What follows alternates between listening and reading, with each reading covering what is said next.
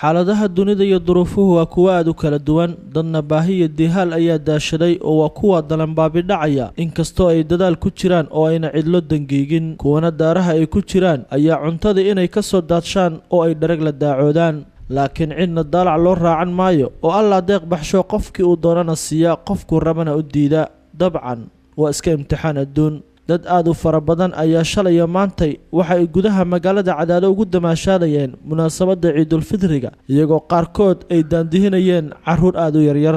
Faadimo Maxamed Cabdulle waa hooyo haysata 5 caruur ah waxa ay naqiraysaa inta ciidooda iska daysid in aysan xitaa u haynin waajibkii iyada iyo caruurteeda ee Ciidul Fidriga wax ka bixiyana aysan meel ku ogeyn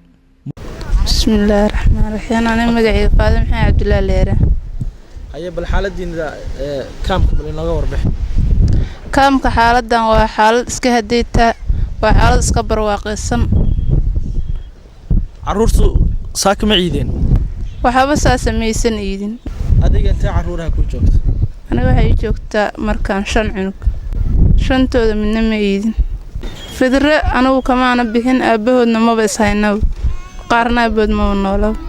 Murayse Tahliil waa hooyo haysata 10 caruur ah waxa ayna sheegtay in caruurta aabahood neefaf yar oo riyo ah uu ku haysto deegaanada miyiga ah balse iyada iyo caruurteeda ay ku jiraan kaamkan daryeel wax ciid ahna aysan u haynin caruurtaasi 10 ah sababta ugu weynna waxa ay ku sheegtay in iyada iyo caruurteeduba aysan haysanin wax ay kula qayb qaataan ama ay ku ciidiso caruurteeda si ay ula damaashadaan dadka farxadda dareemaya magacayga ana Murayse Tahliil leera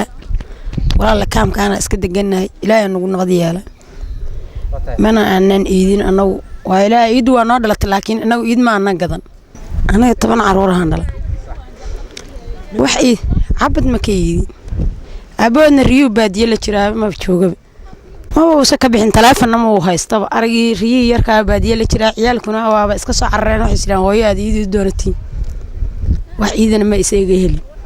Axmed Maxamed Cadaysay waa gudoomiyaha kaamka daryeel waxa uu sheegay in xaaladda ay aad u liidato ay ka jirto kaamkan waxaan rabaa inaan idaacadda gobolada dhexe ee maanta nagu soo baaqat maanta ciid ah nagu soo booqatay kaam daryeel waa mahad celinaynaa insha Allah kariim mahad celinka bacdi waxaan leenahay kaam daryeel muddo badan buu halkan ka dhisnaa 3 sano iyo biyo ah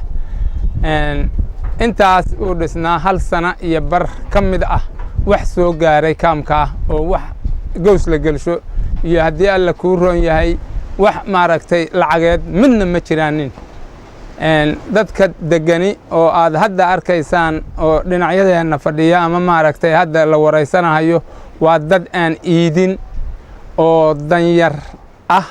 oo aan aabahood mid uu dhintay iyo mid uu san shaqayn ah waxa yimid meesha oo jooga kaam daryeelna waxa nooc sidaas ayay u badan yihiin ma ahna ay yihiin baan leenahay insha Allah kariim waxaan leenahay marka aan codsi u gudubsanayna ilaahay subhanahu qaadira bacdi ilaahay waxaan leenahay ilaahu noo soo adeeji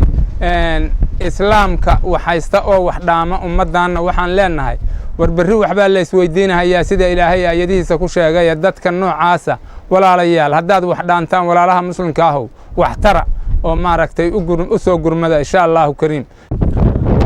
waxa taad uga duwan dad aan kula kulmay xerooyinka dadka soo barakacay oo uu ku jiro kaamkan daryeel